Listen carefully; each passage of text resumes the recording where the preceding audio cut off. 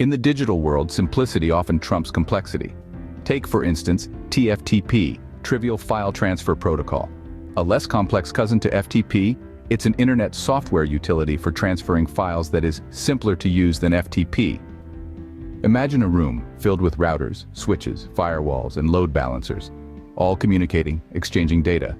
TFTP becomes the silent yet efficient courier, delivering packets of data with ease and precision. It's lightweight, doesn't require authentication, and is generally used for automated transfer of configuration or boot files between machines in a local environment.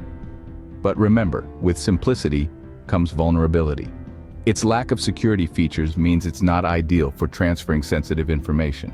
In the world of IT, TFTP is a tool, a simple, efficient tool. And like all tools, knowing when and how to use it is the key to unlocking its potential. For more insights into the world of IT, visit www.betanetworks.com. Uncomplicate IT with us. Don't miss out. Smash that subscribe button and hit like to keep up with our awesome content.